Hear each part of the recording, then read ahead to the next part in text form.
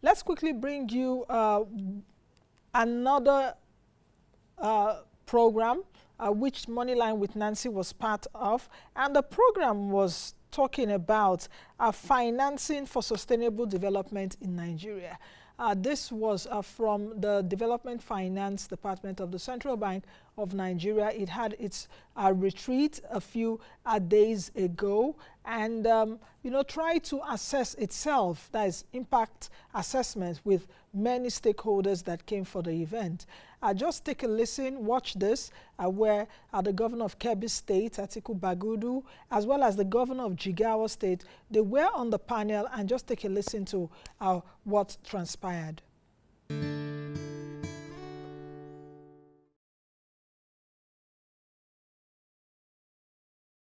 My first question is, what are those technological equipment, or how are we leveraging technology to make sure we are increasing yield and sustaining what we are doing? Thank you, sir. So it's to the two governors. I think what we did, first of all, was to train seriously well the extension workers and to train farmers, knowing fully well farmers don't like changes because they don't like uncertainties. They want to remain on what they are used to. So until you put so much pressure or demonstrate the importance of the new technology, they don't buy it. So we introduce what we call cluster program. We cluster farmers in a group, train extension workers that will head those groups, provide the farmers through, of course, the central bank with all they need: quality seeds, fertilizers, insecticides, pesticides, herbicides, and to some extent mechanization. So, with the guidance of the extension workers, yields started improving. Sometimes it's just about the spacing, sometimes it's the quality of the seed, and sometimes it's the quality of the fertilizer, which I believe the federal government, the CBN, work together to make sure that quality fertilizers are available through the fertilizer program that I chaired, and quality seeds are being sought for. And this has helped tremendously in increasing our yield. There was resistance from the beginning, but farmers begin to see the improvement and they start to see, and after some time they develop. So basically I can say quality inputs. That includes the seed, which we need a lot of research to develop as competition grows around the world, develop quality seed. Then to some level, mechanization, that is also important, and the training of farmers by the extension workers. Those three things, if you get hold of them, you see your yields improving and making you more and more competitive. Thank you. Our soil is good for most of the crops,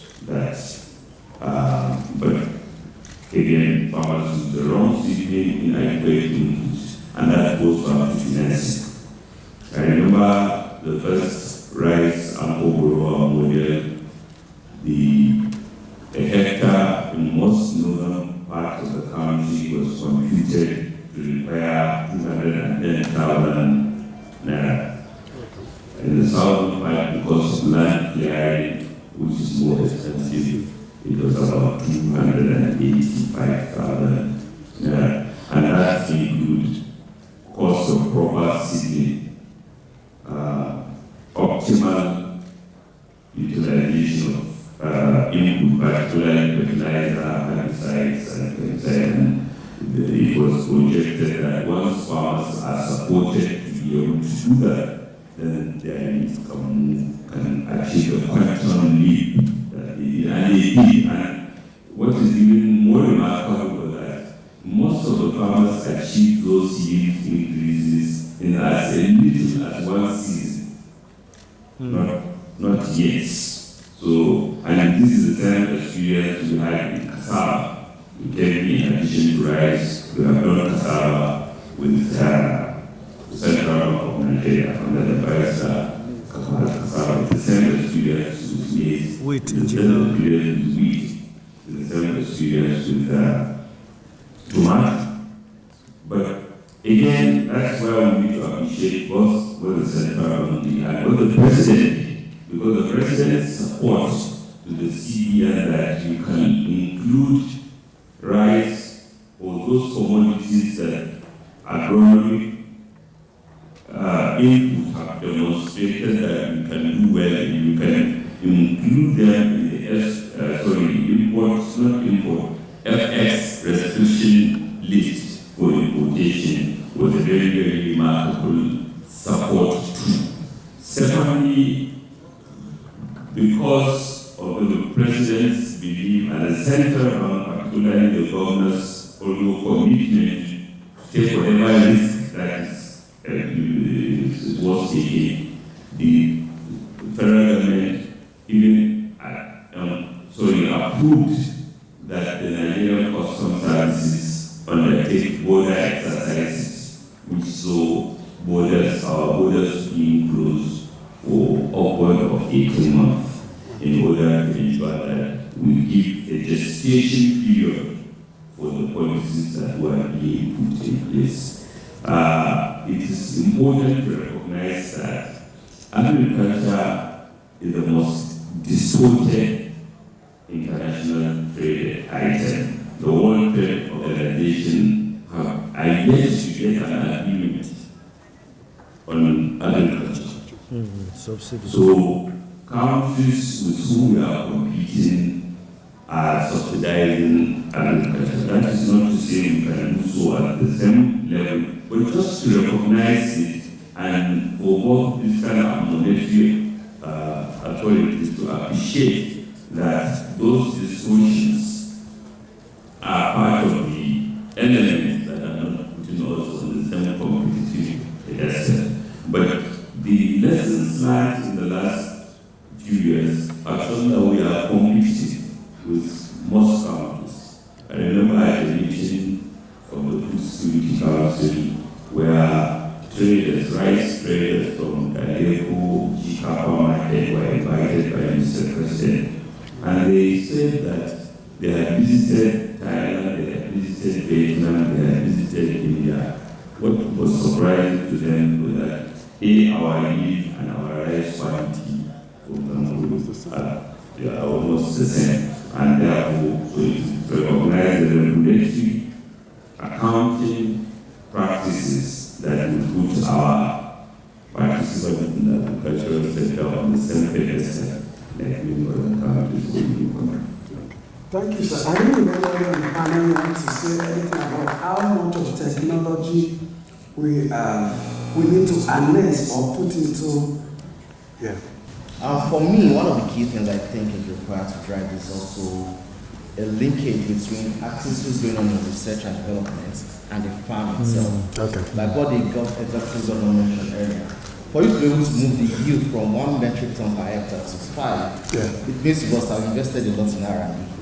And not just R&D that is sitting down in the schoolrooms, but one that you're taking from the schoolrooms to the farmland. Yeah. So deepening that linkage is one of the things that we need to do more. Despite these massive increases in yields we've seen, we discovered that we are still not yet where we need to be in terms of global competitiveness. Yeah. More spending research, and I think we're on the right track for that. But we can't stop there. We need to keep putting in more structures around that. I was looking at some statistics this morning while coming here. Yield is so important, right? In Nigeria, for example, tomatoes, the average yield is 2 tons per hectare. While in the Netherlands, it's 100 tons per hectare. For what? Maize is between 2 to 6 tons per hectare, while in Zimbabwe it is 17 tons per hectare. Okay. So it's really critical, right? Really critical. What really is point is the fact that, and it relates to what you said, we need to, the agronomic practices that His Excellency talked about, there needs to be a reorientation of the rural farmers. And you probably need opinion leaders, right? Like the traditional rulers, people who are really close to the local farmer, right? To do that reorientation so they can embrace the improved varieties so that yield can be better. How do we start reducing our post-harvest losses? And then how can the CBN come in that space? I know you are doing some already. We appreciate you in terms of processing, but I think there's still gaps. February farms has been established since 1982, has been in dairy production and mangoes, and we're actually in one of the most perishable industries that kind of reflects your post-harvest losses that you're referring to. We currently are working with the CBN to backward integrate all dairy farmers in the Northeast in terms of their milk production. 98% of Nigeria's milk is imported in. And we also sit on a large base of livestock. In the Northeast, we have about 40% of the cattle population in the Northeast. Almost everyone and their aunties are all in dairy in some way, shape, or form. And what we are responsible for doing is providing processing for all the milk that can be generated within the Northeast. It's important to note that the two cheapest proteins that are available for a young growing child and a burgeoning population like Nigeria is milk and eggs. And these are two things that are largely underproduced, not because of there's no availability of the base stock, it's processing that is the main issue. What we've been able to do is to provide collection infrastructure using finance acquired from the central bank 2 years ago to create renewable energy infrastructure for collection that allows for cooling, logistics, as well as processing of milk to larger markets.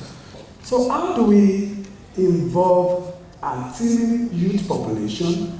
How do we make this industry attractive in such a way that we get them engaged and we can sustain what the various, policies have come to put in place? So how do we get these people involved?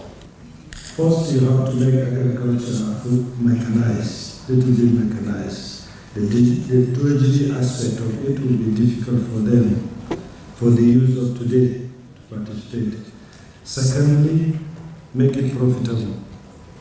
And how do we make it profitable?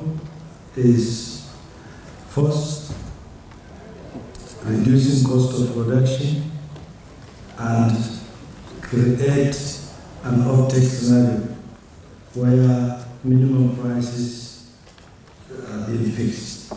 We have similar operations in Jigawa, just 2 billion naira in our supply company. We were able to monitor